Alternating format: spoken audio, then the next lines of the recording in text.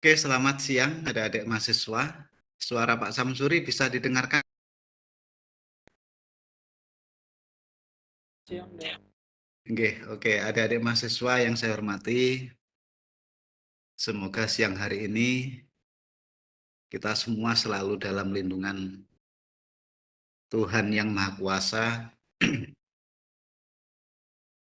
dimudahkan segala aktivitas kita dan juga diberikan kelancaran. Amin. Adik-adik mahasiswa yang saya hormati, hari ini kita akan membahas tentang antibiotik.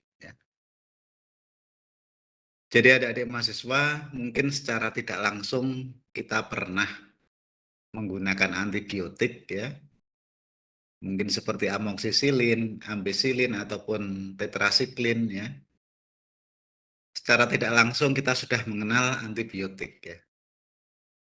Namanya antibiotik yang jelas obat ini adalah fokus pada pengendalian infeksi bakterial adik-adik ya. Nanti ada antiviral, antivirus ya. Ada anti parasit, ada anti jamur ya. Tapi khusus antibiotik di sini adalah obat yang digunakan untuk mengendalikan penyakit infeksi bakterial, adik-adik ya. Sebenarnya antibiotik hampir tidak pernah lepas dari kehidupan kita, adik-adik. Selama ini mungkin kita beberapa kali menggunakan antibiotik ya. Jadi secara tidak sadar artinya kita sudah memakai obat ini ya. Cuma kebetulan antibiotik di sini nanti kita akan membahas lebih luas lagi adik-adik ya. Ada pengklasifikasian antibiotik ataupun pengelompokan antibiotik ya. Mungkin di OASE ada juga pengelompokan antibiotik berdasarkan versi yang lain. Jadi kalian tidak usah bingung ketika bermacam-macam pengelompokan antibiotik sebenarnya itu didasarkan dari sudut mana kita mengelompokkan antibiotik tersebut ya. Misalkan di sini yang Pak Samsuri gunakan ya, kita mengelompokkan antibiotik berdasarkan cara kerja dari antibiotik tersebut ya. Di sini kita akan membahas tentang antibiotik yang menghambat sintesis dinding sel ya. Ada antibiotik yang menghambat sintesis asam nukleat ya. Ada juga antibiotik yang menghambat sintesis protein. Itu kalau didasarkan pada cara kerja antibiotik. Ya. Mungkin ada yang mengelompokkan antibiotik berdasarkan spektrumnya. Ya. Ada antibiotik yang hanya bekerja pada bakteri gram positif, ya. Ada yang bekerja pada gram negatif, ataupun ada yang bekerja pada gram positif maupun gram negatif ya, ataupun yang dikenal dengan istilahnya extended spectrum antibiotik ya. Jadi antibiotik yang berspektrum luas adik-adik. Kita mulai coba. Jadi di sini kita membahas tentang antibiotik yang pertama itu yang menghambat sintesis dinding sel. Adik-adik yang saya hormati, jadi antibiotik yang sering kita gunakan, ya, nanti kita akan paham. Ya. Kita akan paham bahwa antibiotik yang pernah kita gunakan itu masuk ke dalam klasifikasi yang mana. Ya. Tentu sebenarnya kalau kita mempelajari antibiotik, adik-adik, yang harus kalian pahami, ya, pertama adalah mata kuliah mikrobiologi tentang bakterial, ya. Karena memang dasar dari antibiotik di sini nanti kita harus paham ya bagaimana struktur bakteri ya. Sehingga kita akan mengenal betul antibiotik ini masuk ke dalam cara kerja yang mana ya. Yang kedua, adik-adik akan lebih indah lagi kalau kita itu sudah mempelajari ilmu penyakit bakterial ya. Misalkan mastitis ya, misalkan antrak ya, ataupun SE septicemia episotik ya. Akan lebih mantap nanti kita memahami tentang antibiotik ya. Jadi penggunaan kliniknya nanti kita akan paham dengan penyakit patofisiologi dari penyakit tersebut ya. Sehingga akan lebih melengkapi kita dalam memahami antibiotik. Yang pertama adalah antibiotik yang menghambat sintesis dinding sel. Adik-adik perlu kita loncati sedikit, Pak Samsuri ingin mengingatkan kembali tentang struktur dinding sel ya. Jadi semoga di mikrobiologi kalian sudah mengenal ini ya. Bakteri pada dasarnya ada dua klasifikasi ya. Ada bakteri gram positif, adik-adik ya. Ada bakteri gram negatif ya. Tentu kedua golongan bakteri ini berbeda dalam struktur dinding selnya ya. Jadi ini adalah komponen penyusun dinding sel gram positif ya. Yang satunya ini adalah penyusun dinding sel gram negatif ya. Dari antibiotik yang kita gunakan, yang akan kita bahas adik-adik ya. Secara umum untuk antibiotik yang menghambat sintesis dinding sel ya. Dinding sel yang dihambat pada antibiotik oleh antibiotik dari golongan pertama ini adalah penghambatan dalam sintesis peptidoglikan. Ya. Anda bisa bayangkan kalau bakteri gram positif, adik-adik, itu komponen peptidoglikannya sangat dominan. Ya. Maka ketika terjadi penghambatan pada sintesis peptidoglikan di sini, ya, maka dinding sel bakteri tersebut akan sangat rapuh, ya, ataupun mudah rusak, sehingga komponen sel, ya, sitoplasma dan sebagainya itu akan berhamburan ataupun akan pecah semua, ya, morat-marit, ya. Sehingga bakteri tanpa dinding sel pasti akan mati. Makanya untuk kelompok pertama ini, antibiotik yang menghambat sintesis dinding sel itu juga disebut sebagai antibiotik yang bersifat bakterisidal. Artinya langsung membunuh kuman tersebut, langsung membunuh bakteri tersebut ya.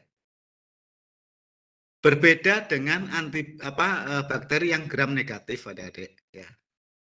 Kalau bakteri gram negatif, struktur dinding selnya ini peptidoglikan tidak dominan ya. Sehingga ketika terjadi penghambatan pada sintesis peptidoglikan, maka struktur dinding selnya itu masih kokoh ya. Masih kokoh sehingga bakteri tersebut tidak terdampak oleh antibiotik dari golongan yang pertama ini yang menghambat sintesis peptidoglikan. Coba kita kembalikan lagi.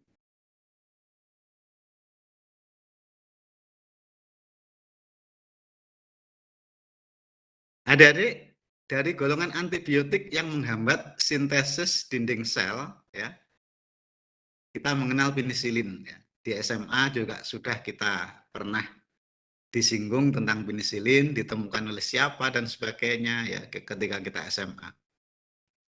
Ataupun kita juga sering memakai penisilin mungkin sebagai obat luka dan sebagainya. Ya. Kita pernah berinteraksi atau menggunakan obat golongan penisilin. Ya. Nanti obat ini juga sangat penting ketika kita mengendalikan ataupun dalam melakukan terapi ya untuk kasus mastitis ya, untuk kasus antrak ya. Ini akan sangat bermanfaat ya. Menjadi andalan dalam terapi mastitis terutama ya. Penisilin struktur kimianya adik-adik ya. Jadi mungkin penemunya siapa dan sebagainya. Ini dulu kita sudah pernah mengenal ya. Penisilin juga disebut sebagai antibiotik golongan beta-laktam. Ya. Jadi nanti kalau ada penyebutan antibiotik golongan beta-laktam, ya, itu adalah nama lain dari obat-obat golongan penisilin. Ya. Merupakan asam organik ya, inti siklik ya, ada cincin beta-laktam ya, dan juga rantai samping ataupun rantai alkil ya. Kita tidak usah membahas begitu rinci ya tentang struktur kimia ini ya. Kita hanya mengingatkan kembali ketika kita di SMA belajar tentang rumus bangun dari kimia organik ya. Jadi penisilin disebut sebagai antibiotik golongan beta-laktam karena dia punya cincin beta-laktam ya. Sehingga nanti bakteri sebagian itu ada yang menghasilkan enzim yang bisa mendegradasi dari cincin beta-laktam ini ya. Maka enzim yang dihasilkan oleh bakteri tersebut itu dinamakan laktamase atau beta-laktamase ya. Jadi supaya memudahkan, enzim yang dihasilkan oleh bakteri yang mendegradasi ataupun menghancurkan cincin beta-laktam ya, maka disebut enzim laktamase. Jadi struktur dari penisilin ini seperti ini ya. Jadi untuk rantai alkil semisintetik ya, ketika nanti kalian menjadi ahli farmakologi mau membuat turunan dari penisilin ya, ataupun membuat penisilin derivat yang baru, Anda bisa melakukan substitusi pada rantai alkilnya ini ya.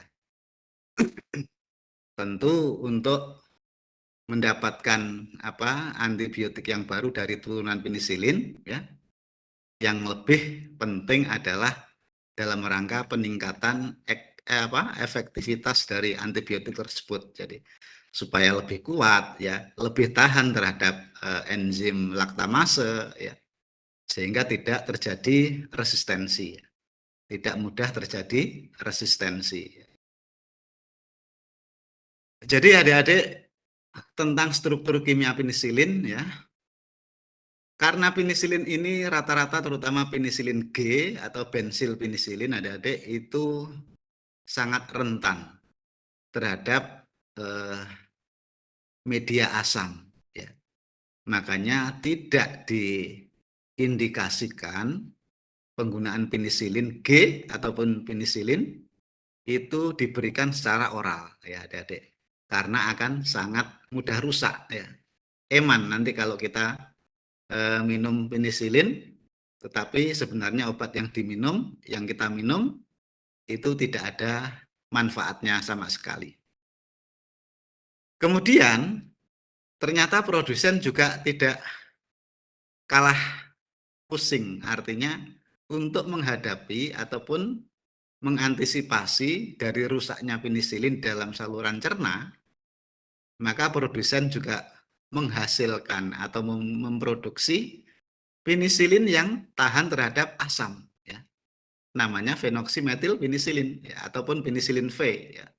Di sini adalah penggunaan penisilin yang tujuannya ataupun indikasinya pada penggunaan secara oral atau diminum ya. Klasifikasi dari penisilin. Jadi adik-adik ada yang istilahnya penisilin spektrumnya sangat sempit ya, terutama penisilin G ya. Ini memang hanya efektif pada gram positif ya, sangat mudah rusak terhadap pH asam ya, dan juga peka ataupun mudah rusak terhadap enzim laktamase yang dihasilkan oleh bakteri ya. Jadi di sini mudah rusak untuk bensil penisilin ya. Ada penisilin yang bisa digunakan untuk mengantisipasi Staphylococcus ya. Di mana Staphylococcus ini bisa menghasilkan enzim beta-laktamase ya. Makanya produsen ataupun pabrik membuat penisilin yang tahan terhadap beta-laktamase ya. Jadi golongan nafsilin ini relatif tahan terhadap beta-laktamase atau tidak mudah dihancurkan oleh enzim beta-laktamase yang dihasilkan oleh bakteri tersebut ya.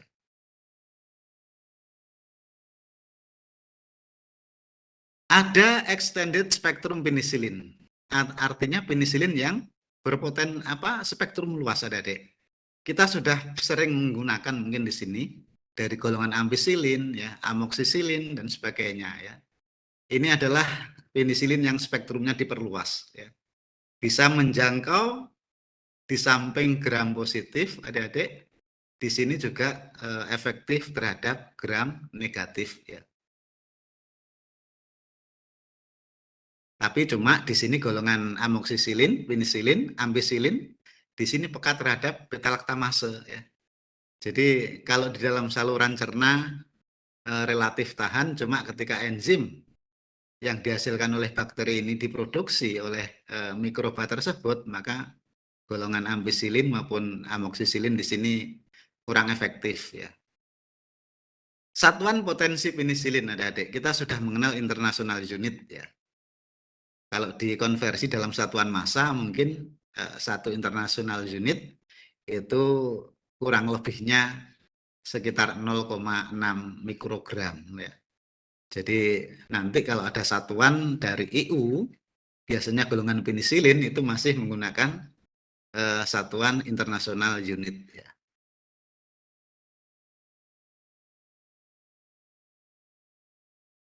Bagaimana mekanisme kerja adik-adik? Tadi sudah kita singgung ya, bahwa penisilin adalah menghambat sintesis peptidoglikan ya, bersifat bakterisidal.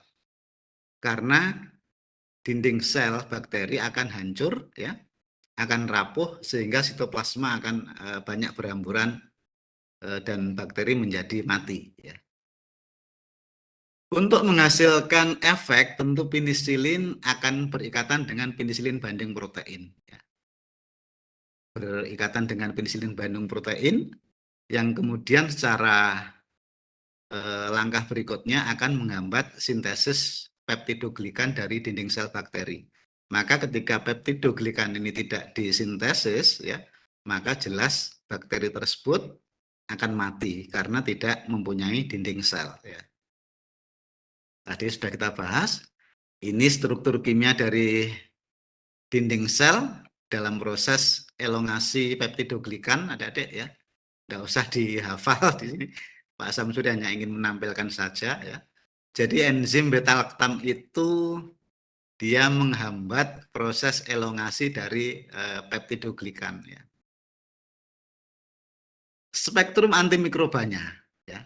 Tadi sudah kita bahas kalau penisilin itu hanya efektif terhadap gram positif saja ya. Penisilin G ya. Adik-adik kita pernah mengenal namanya resistensi antibiotik ya. Jadi resistensi antibiotik adik-adik ini sekarang memang lagi sangat booming ya. Banyak sekali antibiotik yang resisten ya. Artinya penggunaan antibiotik ternyata tidak mampu membunuh mikroba ya. Sebenarnya banyak faktor di sini. Kalau sekarang mungkin yang paling tinggi faktor yang berpengaruh terhadap resistensi ya adalah mutasi ya, mutasi dari mikroba tersebut ya. Yang kedua mungkin penggunaan yang tidak terarah ya. Jadi mengkonsumsi antibiotik secara tidak rasional. Yang seharusnya misalkan kita sehari meminum antibiotik itu 3 kali ya, 3 kali sehari. Kenapa 3 kali? Mungkin karena kaitannya dengan konsentrasi obat yang ada di dalam plasma ya. Yang seharusnya kita mengkonsumsi 3 kali sehari, ternyata kita enggan ataupun kita males ya. Akhirnya 3 obat ataupun 3 dosis kita minum sekali saja. Maka lama-lama otomatis bakteri ini akan kebal adik-adik. Mungkin pertama dia akan sensitif ya. Karena terbiasa terpapar dengan dosis besar, maka lama-lama akan menjadi resisten ya. Dan tentu penggunaan antibiotik adik-adik itu tidak diizinkan digunakan dalam jangka waktu yang panjang. Ya, tujuannya adalah memang untuk menghindari terjadinya resistensi itu. Ya. Rata-rata penggunaan antibiotik kalau kalian diberikan resep dari seorang dokter pasti hanya 3 sampai paling lama 1 minggu, jarang 1 minggu. Ya. Biasanya 3 sampai 5 hari saja. Ya. Ini bakteri-bakteri yang peka terhadap penisilin, ya, seperti Bacillus anthracis, ya, Clostridia, Listeria dan sebagainya, ya, ataupun Pasteurella multocida, ya, Leptospira, ya. Pada kasus SE, Pasteurella multocida, ini masih menjadi andalan dari penggunaan kasus pada sapi, ya. Jadi penisilin masih menjadi andalan terutama pada kasus septicemia episodik atau SE pada sapi. Ampicillin, ya, ini paling sering kita dengar dan mungkin kita gunakan, ya. Ini merupakan spektrum luas, ya, bisa menjangkau pada gram positif, ya, dan juga terhadap gram negatif, ya. Cuma beberapa antibiotik yang sekarang membuat mikroba resisten, adik-adik, banyak sekali, ya. Misalkan dari golongan E. coli, Salmonella, ya, Shigella, mungkin yang semula sensitif terhadap golongan penisilin, ya, ini sudah banyak yang resisten. Ya.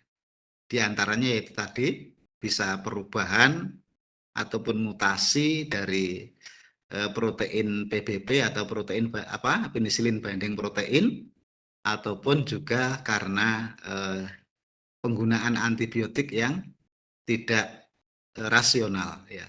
Artinya kita tidak pernah memakai kaidah bagaimana memakai antibiotik yang rasional atau yang benar, ya. Resistensi, adik-adik. Jadi tadi sudah kita singgung sedikit tentang resistensi, ya. Kenapa terjadi resistensi antibiotik, ya? Pertama mungkin karena kemampuan mikroba dalam memproduksi penisilinase atau laktamase. Jadi adik-adik, kalau ada istilah nanti istilahnya beta laktamase ataupun penisilinase itu sama, ya. Itu sama, ya. Untuk memudahkan saja enzim yang mendegradasi penisilin, ya, maka disebut penisilinase, ya. Ataupun orang mungkin ada yang menyebut dengan beta laktamase, ya, silakan. Nanti golongan penisilin yang lain seperti cefalosporin, ya, nanti mikroba yang memproduksi enzim laktamase juga disebut cefasfolurinase, ya. Jadi golongan cefalosporin maka enzimnya cefasfolurinase, ya. Hanya untuk memudahkan saja sebenarnya penamaan dari enzim tersebut, ya. Yang jelas keduanya tetap adalah enzim beta laktamase. Resistensi selanjutnya, kenapa penisilin resisten adik-adik, ya?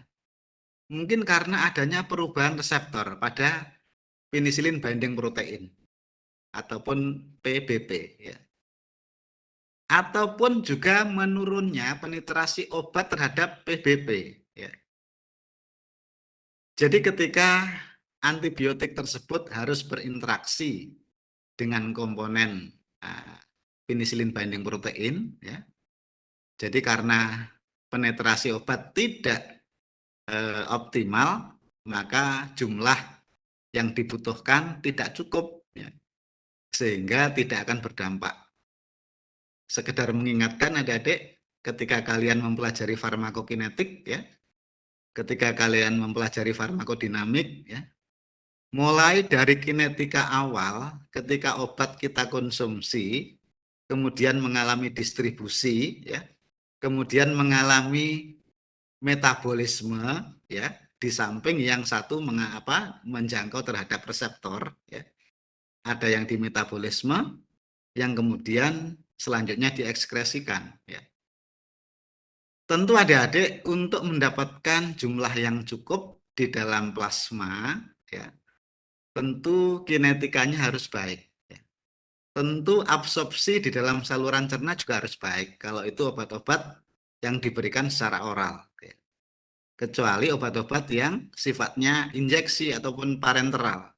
Dia tidak mengalami absorpsi, dia langsung mengalami distribusi, yang kemudian mengalami metabolisme, dan selanjutnya adalah diekskresikan. Adik-adik, di samping penetrasi, keberadaan eflaktam, artinya obat yang sudah masuk ke dalam sel, adik-adik, sel bakteri, kemudian dia secara aktif dikeluarkan.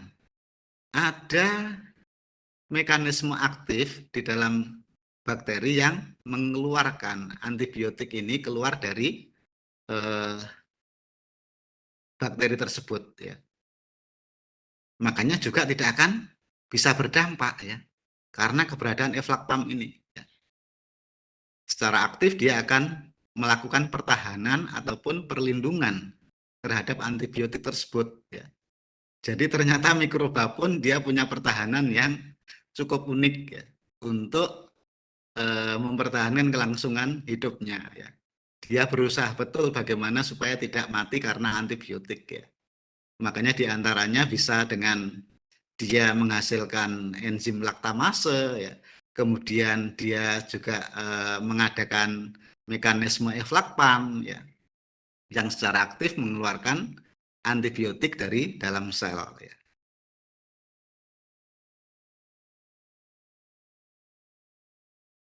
Farmakokinetik, adik-adik di dalam mempelajari farmakologi memang kita harus istilahnya mengenal farmakokinetik, dan kita berusaha memahami dan bahkan mungkin mencintai supaya kita paham betul tentang farmakologi. Dari farmakologi mungkin dua istilah farmakokinetik dan farmakodinamik ini memang tidak akan pernah lepas. Karena ini yang satu adalah perjalanan obat di dalam tubuh kita, yang satunya bagaimana obat itu bekerja, bagaimana obat itu berdampak terhadap jaringan yang lain, makanya itu cakupan dari farmakodinamiknya. Untuk obat-obat golongan penisilin G yang tidak boleh diberikan secara oral, adik-adik, tentu farmakokinetikanya tidak bermasalah. Tentu proses absorpsinya tidak bermasalah. Tetapi untuk penisilin yang dari golongan phenoxymetilpenisilin ataupun penisilin V, ini yang harus dipelajari tentang kinetikanya. Mulai dari absorpsinya, kemudian distribusi dan bagaimana mekanisme dari metabolismenya. Adik-adik, dalam mengkonsumsi obat ada beberapa yang bisa mempengaruhi faktor absorpsi. Makanya logikanya adik-adik, ketika jumlah makanan di dalam saluran cerna kita itu sedikit, maka obat akan mudah diabsorpsi di dalam saluran cerna. Kita bisa bayangkan kalau kondisi perut kita itu sedang full makanan, maka antibiotik yang kita minum jelas dia akan terganggu proses absorpsinya. Makanya sebenarnya kalau meminum obat itu akan sangat baik kalau kondisi perutnya kosong. Cuma ada sifat-sifat obat yang diminum ketika perut kosong itu menimbulkan rasa mual dan sebagainya. Itu makanya ada istilah obat yang harus diminum setelah makan, postkoenam, ataupun sebelum makan, antekoenam, dan sebagainya. Tapi secara logika yang paling ideal sebenarnya obat itu dikonsumsi ketika dalam keadaan perut kosong. Absorpsinya akan lebih baik. Distribusi, adik-adik, perlu di sini Pak Samsuri ingatkan. Jadi obat yang dia mempunyai ikatan protein plasmanya yang cukup tinggi, kebetulan di sini penisilin relatif cukup tinggi, 65%. Artinya apa adik-adik? Jadi ketika penisilin itu berikatan dengan protein plasma, 65%, berarti hanya ada fraksi yang bebas, itu sekitar 35%. Ya. Dan fraksi bebas inilah sebenarnya obat yang akan menghasilkan efek, adik-adik. Ya. Obat yang menghasilkan efek. Ya. Tetapi adik-adik, ketika kita mengkonsumsi obat secara bersamaan, ya, kemarin kita sudah belajar tentang interaksi obat, bahwa ketika kita mengkonsumsi obat lebih dari 2 macam obat, ya, itu bisa terjadi reaksi di antara obat tersebut. Ya, kalau reaksinya itu bersifat positif, artinya meningkatkan efek, ya, ataupun mengalami potensiasi, ya. Sebaliknya, kalau kedua obat tersebut bisa meniadakan efek, ya, ataupun bersifat abolisi, ya, karena berebut dengan reseptor. Ya. Ini yang akan percuma nanti kita minum obat. Ya. Itu kalau obat yang kita minum lebih dari 1 macam ataupun 2 macam obat. Ya. Misalkan 3 ataupun 4 dan seterusnya. Ya. Makanya logikanya adik-adik, supaya obat tersebut tidak mengalami cross reaksi, ketika kita mengkonsumsi obat lebih dari 2 macam obat, yang paling baik ya harus diberikan jeda. Ya. Harus ada interval dalam mengkonsumsi obat tersebut. Ya. Kembali lagi masalah ikatan protein plasma, adik-adik. Ya. Jadi di sini penisilin yang bekerja, adik-adik, kalau ikatan protein plasmanya itu 65%, maka penisilin hanya 35%. Yang itu yang menghasilkan efek. Tetapi obat-obat tertentu adik-adik yang ikatan protein plasmanya cukup tinggi, ya. Misalkan 95%. Ada obat yang ikatan protein plasmanya 95%, maka dia yang bekerja atau bisa menghasilkan efek, fraksi bebasnya hanya 5%, adik-adik. Ketika obat yang dalam kondisi seperti ini, mempunyai ikatan protein plasma yang cukup tinggi, ya. Ketika kita mengkonsumsi bebarengan dengan beberapa obat, ya, bisa dibayangkan kalau kesetimbangan obat tersebut itu berubah dari 95% misalkan adik-adik, itu menjadi 70%. Ya. Artinya apa? Berarti obat ini telah terlepas sekitar 25% kelebihannya. Artinya sudah kelebihan obat 5 kali dosis terapinya. Ya. Inilah yang akan memicu terjadinya toksisitas, adik-adik. Ya. Makanya ketika kita mengkonsumsi obat bebarengan dengan beberapa obat, ya, ini yang kita harus tahu betul bagaimana mekanisme reaksinya. Ya.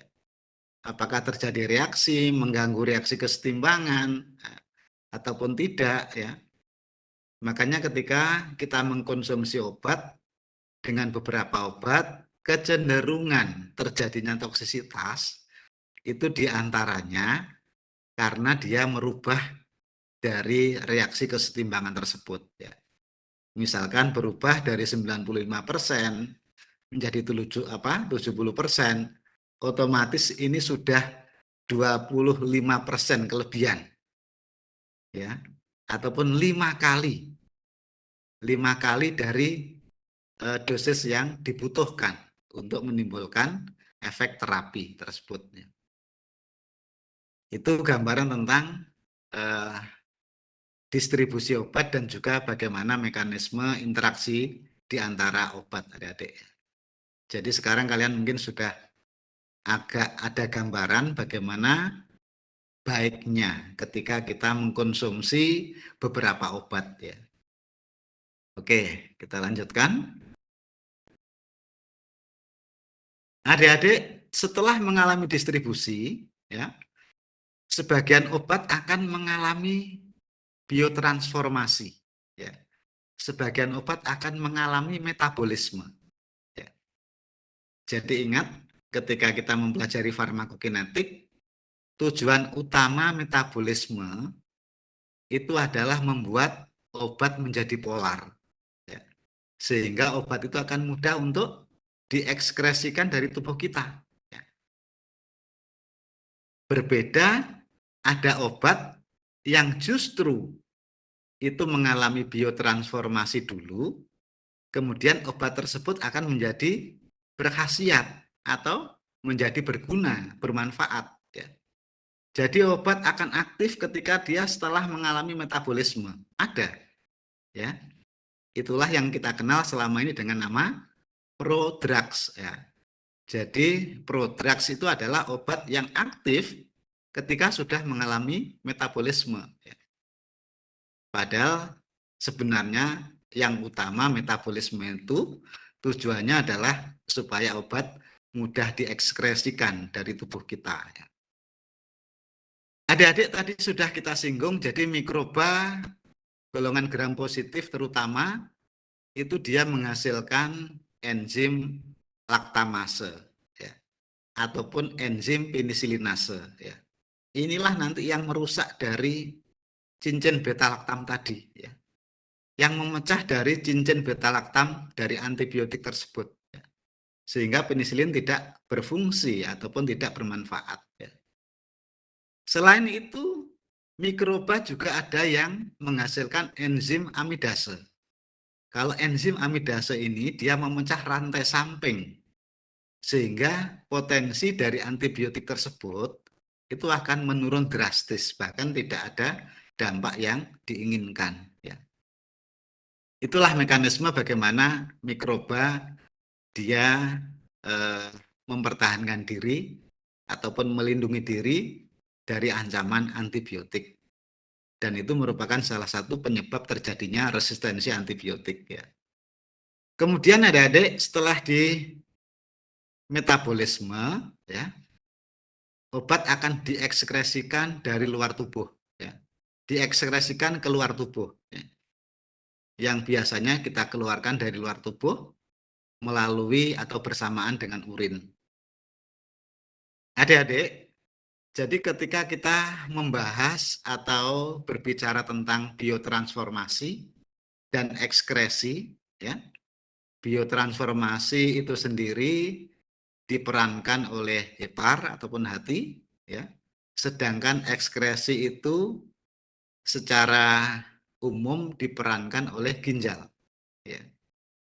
Makanya hepar dan ginjal itu biasanya menjadi tolok ukur utama dari keamanan suatu obat ataupun bahan makanan. Ya.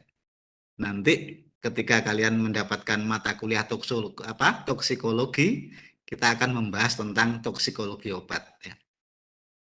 Cuma sekedar tahu adik-adik, jadi ketika kita akan melakukan pengujian terhadap suatu obat, ya, sebelum obat itu boleh diedarkan ataupun dijual kepada masyarakat luas, maka obat tersebut harus mengalami uji laboratorium. Di antaranya adalah uji toksikologi. Dan yang menjadi indikator utama dari keamanan sebuah obat, ya, apakah obat ini aman untuk manusia ataukah obat ini aman untuk hewan, maka parameter utama dari keamanan suatu obat adalah pada hepar dan ginjal. Ya. Kalau kedua organ ini aman, ya, tidak berdampak negatif, kemungkinan besar organ-organ yang lain itu juga tidak mengalami perubahan.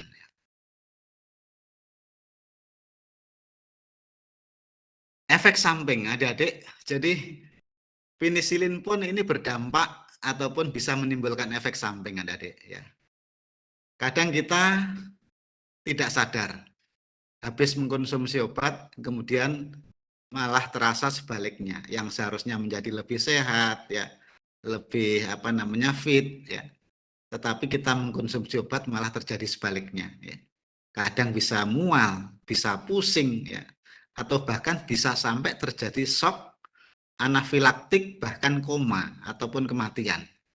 Terutama pada penisilin ini relatif beberapa kasus pernah dilaporkan adik-adik ya. Cuma kadang dari pihak keluarga kita, ketika kejadian ini di rumah sakit misalkan ya, padahal gara-gara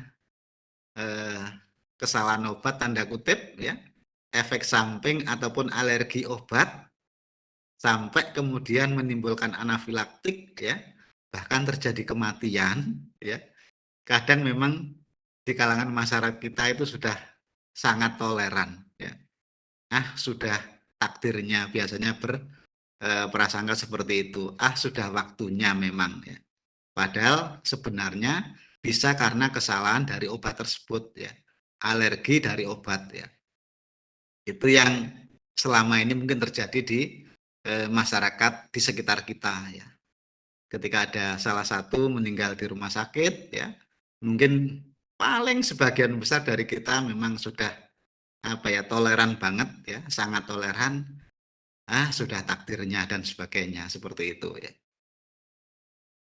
Efek samping yang lain adik-adik, misalkan nefropati ataupun nefritis interstisial ya, karena penggunaan penisilin tadi ya. Bisa yang lain anemia hemolitik ya. Apa itu anemia hemolitik? Mungkin di patologi klinik kalian nanti akan mendapatkan ya. Gangguan fungsi hati ya, ataupun nekrosis hepatik ya. Maka tindakan yang paling bijaksana adalah kita menghentikan. Adik-adik, dalam alergi obat yang ingin Pak Samsuri sampaikan ya, ketika ada riwayat di antara kita itu alergi terhadap salah satu obat ya, itu menjadi catatan ya. Artinya kita harus hati-hati betul karena kita sudah punya rapot ya, bahwa kita itu sensitif ya, ataupun mudah terjadi alergi terhadap obat tersebut ya. Misalkan penisilin ataupun golongan paracetamol dan sebagainya, itu yang sering menimbulkan alergi obat ya adik-adik. Indikasi, jadi penisilin tadi sudah kita singgung ya, beberapa indikasi ya terhadap Streptococcus ya, Meningococcus, Enterococcus ataupun Staphylococcus ya, Bacillus anthracis pada kasus antrak ya, dan sebagainya ya. Untuk dosis adik-adik ini tidak usah dihafal, nanti kalian akan terbiasa ketika kalian sering menggunakan obat ini ya. Akan hafal sendiri, tidak usah dihafal, ataupun Pak Samsuri tidak akan pernah mengeluarkan dalam soal ujian dosisnya berapa, itu tidak pernah ya. Pada kasus sifilis juga ini sering kita gunakan penisilin ya. Adik-adik kadang kita mengenal istilah profilaksis ya. Profilaksis itu pada hakikatnya adalah mengobati tapi yang diobati itu belum ada ya. Kok bisa ya? Misalkan kita akan melakukan pembedahan adik-adik, kita akan melakukan operasi. Di dalam operasi itu tentu akan sangat berisiko terjadi infeksi selama operasi. Ya. Makanya sebelum operasi biasanya pasien sudah diinjeksi antibiotik ya, untuk mengendalikan nanti selama operasi kalau kemungkinan ada infeksi. Ya. Jadi itulah yang disebut dengan istilah profilaksis adik-adik ya. Ataupun yang lain, misalkan penggunaan pada antrak tadi sudah kita singgung ya. Antrak yang selama ini menghebohkan, sebenarnya Bacillus anthracis ini juga sangat peka terhadap penisilin ya. Cuma kalau nanti berlanjut sampai berspora dan sebagainya, itu yang akan menimbulkan kesulitan ya. Pada hakikatnya ketika infeksi masih awal ya, masih tahap awal, itu secara teoritis sangat mudah untuk dikendalikan dengan menggunakan penisilin. Yang lain listeria ya, antrak ini tadi sudah, prokain penisilin ataupun penisilin G ya. Phenoxymethyl pada mastitis adik-adik ya. Pada mastitis banyak kejadiannya, nanti akan kalian bisa melihat di lapangan pada sapi ya, pada kambing ya.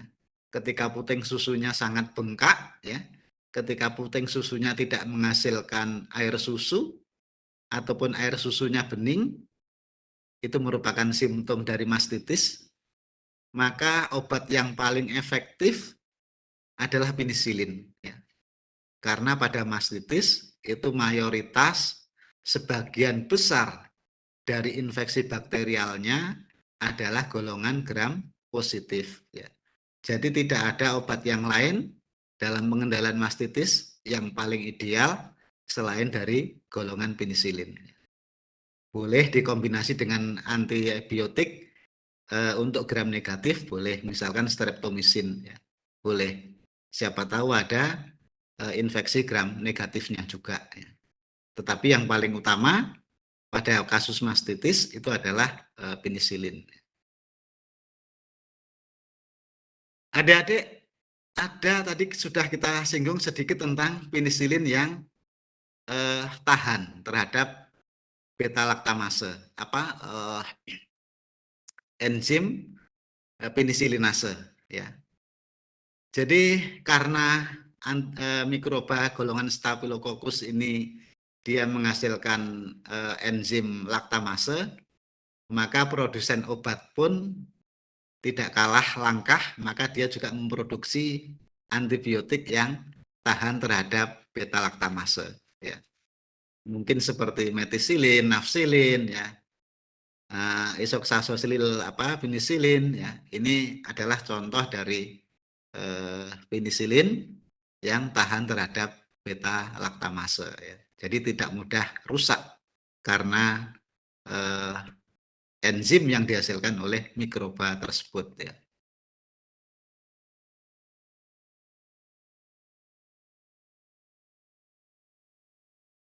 Adik-adik, kita juga mengenal istilahnya penisilin yang broad spectrum ya. Penisilin yang spektrumnya luas. Ini yang sudah sering kita gunakan, mungkin golongan aminopenisilin ya. Jadi di samping dia efektif terhadap gram positif ya, jadi antibiotik yang diperluas ini juga aktif terhadap gram negatif ya. Cuma dari golongan ini biasanya masih peka terhadap enzim beta laktamase ya. Jadi masih mudah dirusak oleh enzim beta laktamase yang dihasilkan oleh bakteri ya.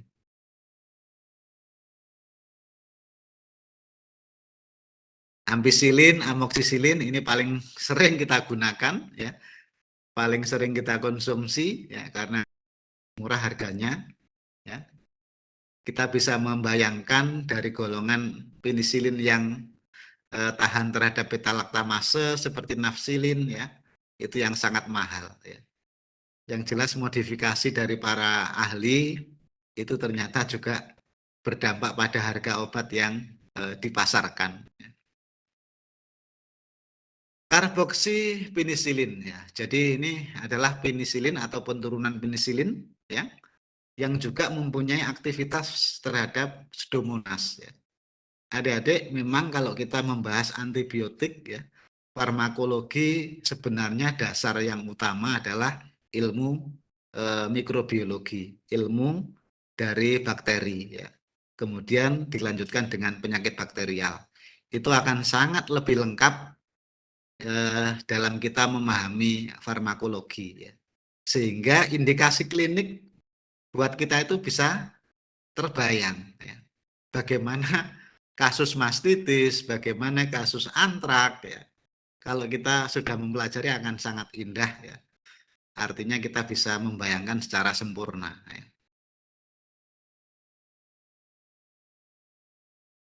Ada juga penisilin adik-adik yang punya sensitivitas terhadap Pseudomonas ya. Di sini masih bisa menjadi andalan ya, bahkan menjadi single drug terapi pada kasus Pseudomonas ya. Kadang memang adik-adik ketika kita dalam melakukan operasi di samping kita membutuhkan penisilin, kita juga biasanya mengkombinasi dengan golongan aminoglikosida, ya, seperti gentamisin, ya. Itu yang kita butuhkan adalah potensinya terhadap gram negatif, ya. Sehingga untuk melengkapi kalau ada infeksi bakterial dari kelompok gram positif maupun gram negatif, ya.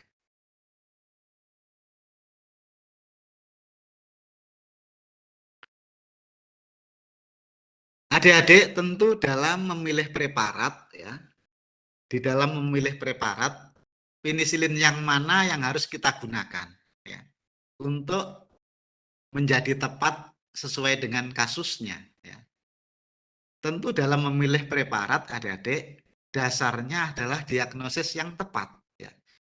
Dasarnya adalah diagnosis yang tepat, ya. Kalau diagnosisnya sudah tepat, sudah valid, langkah yang kedua adalah memilih obat secara benar, ya.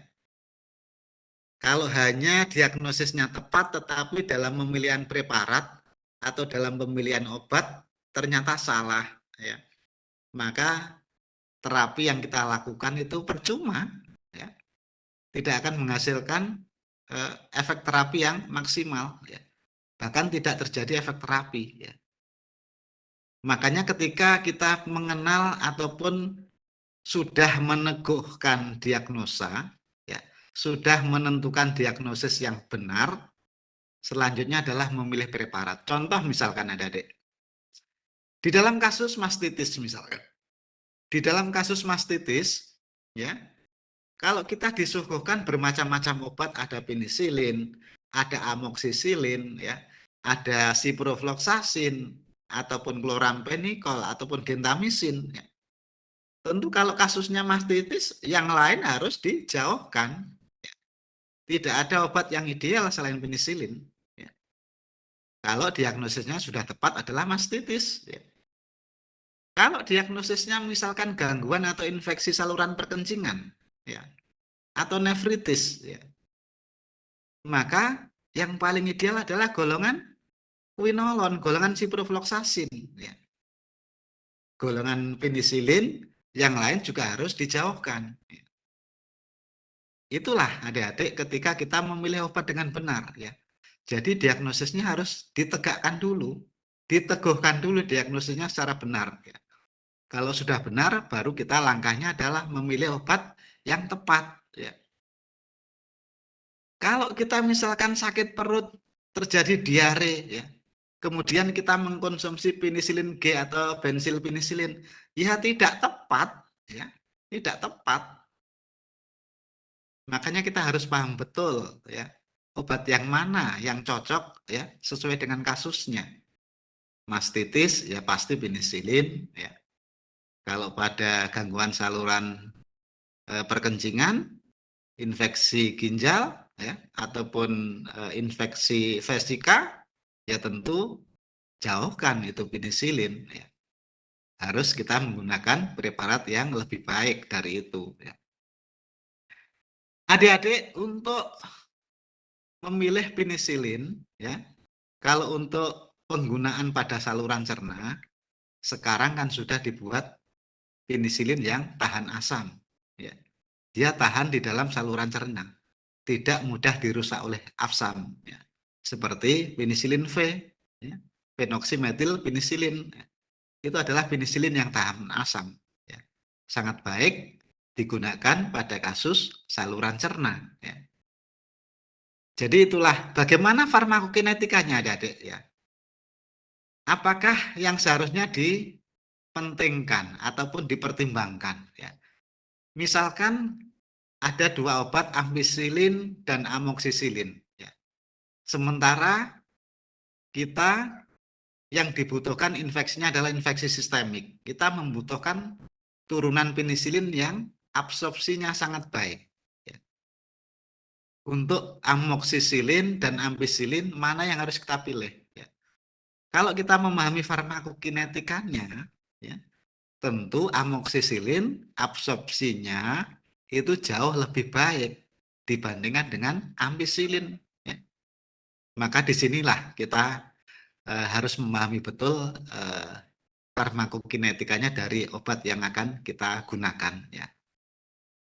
Oke adik-adik, sementara itu dulu untuk hari ini menjadi apa namanya istilahnya pemanasan untuk antibiotik ya. Nanti minggu depan kita lanjutkan ya. Jadi di sini mungkin ada pertanyaan dari adik-adik mahasiswa, silakan.